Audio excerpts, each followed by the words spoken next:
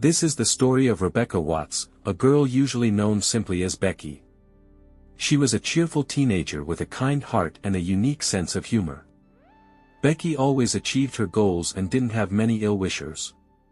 But one winter morning, as she was walking to her boyfriend's place, something terrible happened to her. She vanished without a trace. Where did Becky go? What happened to her along the way?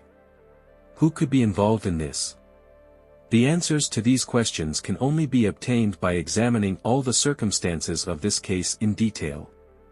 Becky was born in June 1998. Her parents had divorced before she was born, so she grew up with only her mother. Unfortunately, Becky's mother was deprived of parental rights because she couldn't properly care for her children. But when Becky and her brother Dan moved in with their father, the girl blossomed. Although her family was small, it was very close-knit and loving. Becky also had a friendly social circle, everyone adored the cheerful girl, and she reciprocated. Soon, Becky's father started a relationship with a woman named Angie, who already had a son, Nathan. In 2013, Darren and Angie got married, and Becky was the bridesmaid.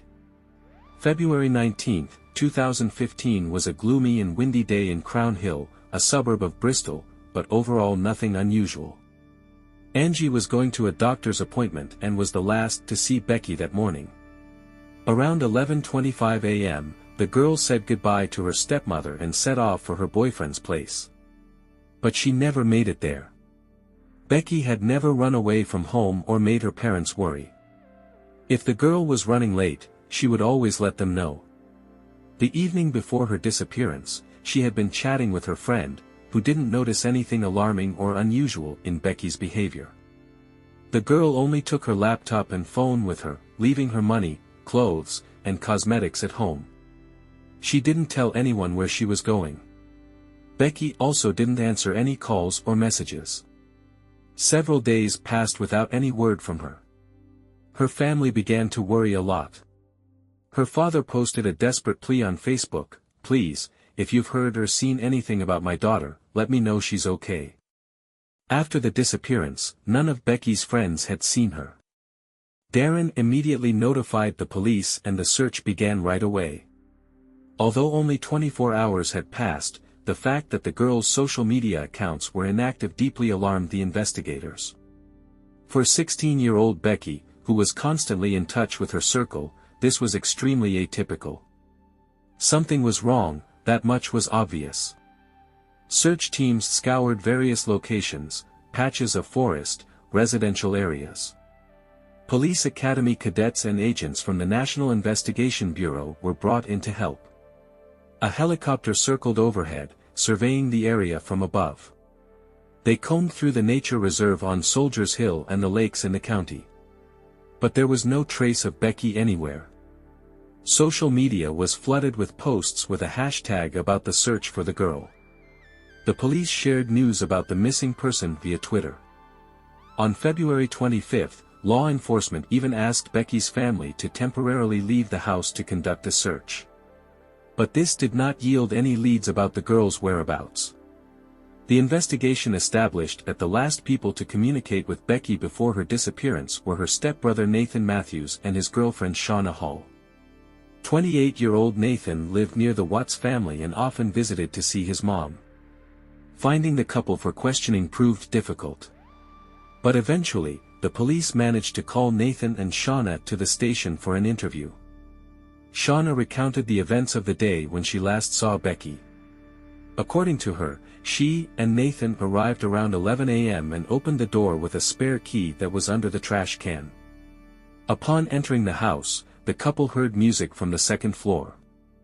They assumed it was Becky in her room. Shauna went to the kitchen for cigarettes and went outside to smoke. When the girl returned to wash her hands, she heard the front door slam. Shauna didn't look at the clock and didn't attach any significance to where Becky might have gone.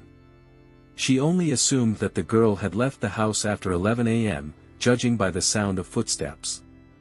Shauna figured that Becky was having another teenage emotional outburst and had left, slamming the door. Nathan and Shauna's behavior during the interrogation seemed odd. Shauna was too cheerful and friendly, while Nathan was acting pointedly casual. But even more suspicious was the fact that their testimonies turned out to be almost identical. Usually, eyewitnesses to the same events recount them with some differences in details. Despite this, according to the couple's account, Becky had left the house in an irritated state around 11 a.m. And no one had seen or heard from her since then. To assist in the investigation, the police brought in the Serious Crimes Unit. A team of forensic experts re-examined the Watts house thoroughly in search of clues. And here they made a chilling discovery: traces of blood were found on the doorknob in Becky's room. Although the stains were barely visible, they were there. And fingerprints were also found on the knob. After completing the analysis of the fingerprints, law enforcement called Nathan and Shauna for a follow-up interview to establish their alibis during the week following Becky's disappearance. Shauna said that Nathan hadn't shared his thoughts with her about it, but she noticed how upset he was about what had happened to Becky. He was worried about his mother, because Becky was almost like a real daughter to her, and her disappearance could have hit her hard. Shauna and Nathan also admitted that they hadn't participated in the search for Becky because they weren't aware it was happening. They only learned about the search from social media when it was already over. Shauna's account was somewhat jumbled as she mentioned that they had planned to visit her mother that week and spend time with her, but she couldn't recall exactly when this had occurred. Nathan first met Becky when she was only 2 years old. This happened when his mother Angie started dating Becky's father, Darren.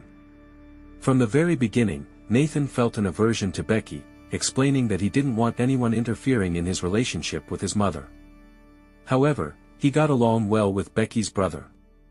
Nathan did indeed spend a lot of time with Dan but tried to avoid communicating with Becky, not wanting to have anything to do with her. The age difference between them was 10 years, and they were never close. When Nathan turned 19, he came home in a car with 4 young girls in the back seat, each of whom appeared to be no more than 12 years old. Darren refused to let them into the house and insisted that Nathan take them home immediately. In 2008, 21-year-old Nathan introduced his family to his new girlfriend, Shauna, claiming she was 19. But this was a lie. Shauna was actually only 15. Darren sensed that Nathan was being dishonest and insisted that he take Shauna home. But Nathan ignored his words and continued the relationship with her. They dreamed of having a daughter, although Darren kept insisting that such a relationship was unacceptable. Nevertheless, soon the couple did have a daughter. And at the time of Becky's disappearance, Shauna was pregnant again, this time with twins. After the second interrogation, the couple was released, but not for long. The results of the examination of the fingerprints found in the blood on the doorknob in Becky's room came in. The blood belonged to Becky, and the fingerprints belonged to her stepbrother Nathan. On Saturday, February 28, 2015, Nathan Matthews and Shauna Hall were detained at their home in Bristol. They were arrested on suspicion of kidnapping and taken to the police station for further questioning. The police's main priority was to find Becky. They asked Shauna to tell her version of events, but she insisted that she didn't suspect Nathan or anyone else in the family of being involved in Becky's disappearance. Meanwhile, a team of forensic experts arrived at Shauna and Nathan's home in Bristol. They found the residence in a state of utter disarray. Chaos reigned in every room, with dirt and items scattered everywhere. But one detail caught their particular attention: while the entire bathroom was piled with junk, the bathtub itself gleamed with cleanliness, sharply contrasting with the overall picture. Over the next 2 days, the forensic specialists continued to thoroughly examine the house. Given the state of the dwelling, it was no easy task. But eventually, 2 receipts gave them the long-awaited lead. Dated February 20th, the day of Becky's disappearance, they confirmed the purchase of an electric circular saw, safety goggles, gloves, and garbage bags. The case took on a sinister character. Footage from surveillance cameras at the hardware store confirmed that it was Nathan who made these purchases. This time, he and Shauna were arrested again, but now on suspicion of the murder of Becky Watts. From this point on, a full-scale murder investigation began. On Tuesday, March 3, 2015, at 10:26 a.m., the police received a phone call and a letter from Nathan was read out. Nathan, sobbing, refused to listen to its contents. He covered his ears with his fingers so as not to hear the words. The letter read, "I, Nathan Charles Matthews, admit my responsibility for the death of Rebecca Watts on February 19, 2015. On that day, I arrived with my girlfriend Shauna Hall in my car at the house on Crown Hill in Bristol. I had a stun gun, handcuffs, tape, and a mask with me. It occurred to me to scare Rebecca by staging her kidnapping. I wanted to teach her a lesson and make her feel fear. In my opinion, she was selfish and treated my mother wrongly. She had to pay for it." A few minutes after arriving, Shauna said she wanted to smoke and went out into the garden. "I went to the trunk of the car, took out a bag with the necessary items, went up the stairs to Becky's room, and knocked on the door. She answered, and I asked her to come out for a minute." When Nathan was asked to comment on this letter and tell the details of what happened, it was difficult for him to speak. He wrung his hands, cried, and could barely find the words. He explained that he just wanted to scare Becky so that she would start valuing life more and show gratitude to the people who cared for her. He believed that after experiencing fear, she would be thankful that nothing had happened to her. But he wanted to teach her a lesson for her disdainful attitude towards his mother. His goal was only to frighten her without causing physical harm. But something went wrong. Nathan's confession led the police to a house on Barton Court in Bristol. In the evening, 12 days after Becky's disappearance, her dismembered body was found there. The residents of the house where the remains were discovered were arrested on charges of aiding and abetting a criminal. They insisted that they had no idea about the contents of the suitcases and bags in which the remains were stored. Fragments of Becky's body were wrapped in plastic bags and covered with cling film. The killers used cat litter to absorb the blood, and also added salt to mask the smell of decomposition. The autopsy showed that Becky had fought desperately for her life. More than 40 injuries were found on her body, and death most likely occurred from asphyxia caused by covering her nose and mouth with a hand. After death, her body was subjected to at least 15 stab wounds. Despite the fact that Nathan Matthews confessed to the crime, the role of his girlfriend Shauna remained in question. Did she really know nothing? She claimed that she only learned about Nathan's involvement after he sent the letter to the police. When asked about her own role in Becky's death, Shauna replied that the police would not find any evidence against her. She insisted that she had not been in contact with Becky either alive or after death, but these words did not sound very convincing for an innocent person. Investigators reconstructed the timeline of the last hours of Becky's life. On Thursday, February 19, the girl returned home after staying overnight at a friend's place. At 10:50 a.m., Shauna and Nathan arrived at Becky's house.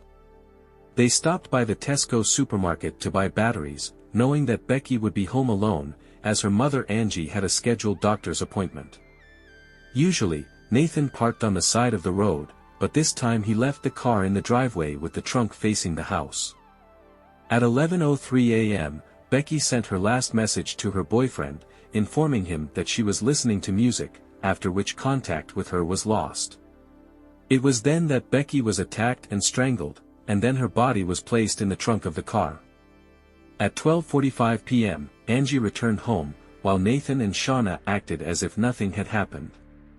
At 5 p.m., Becky's worried boyfriend arrived at her house, concerned about the lack of response from her, and Angie agreed that such behavior was unusual for the girl. At 7 p.m., having spent the day with family, Nathan and Shauna headed home, with Becky's body still in the trunk of their car. Upon arriving at their residence, they carried the body inside. After that, as if nothing had happened, the couple ordered pizza and Chinese food for dinner. Then Nathan Matthews staged a phone call from a friend, pretending that he needed his help. After that, he went to the hardware store. At some point in the evening, Nathan dismembered Becky's body in the bathroom of their house. At 12:20 a.m., he went to the store again to buy a drain cleaning product. Later, Shauna sent Nathan a message asking when he would finish his work. Less than 2 hours later, at 4 a.m. the next day, Becky was declared missing. That same morning, Shauna shared Darren's Facebook post in which he begged his daughter to come home. On February 21st, Nathan and Shauna visited the Asda supermarket, where they bought garbage bags, gloves, cling film, and bleach. The next day, they went to a discount store, where they bought sponges, another pack of garbage bags, and tape, and then stopped by Sainsbury's for cling film. On February 23rd, police officers first visited Nathan and Shauna's house to talk to them, but no one answered the door. On February 24th, at 8:19 p.m., a surveillance camera recorded a white van moving from Cotton Mill Lane, the place where Becky's body was later found. Nathan continued to insist that his goal was to scare Becky and make her value life, but the plan got out of control. After 96 hours of interrogation, Nathan Matthews was formally charged with the murder of his stepsister. Due to lack of evidence to charge Shauna with murder, she was accused of obstructing the investigation. However, the police did not stop looking for evidence of her guilt. For 8 weeks after the discovery of the body, investigators studied the couple's life. They analyzed phone call records and computer contents. In one conversation, an important clue was found. Although a number of messages had been deleted, the officers were able to recover them. The correspondence mentioned kidnapping a girl and keeping her in the attic.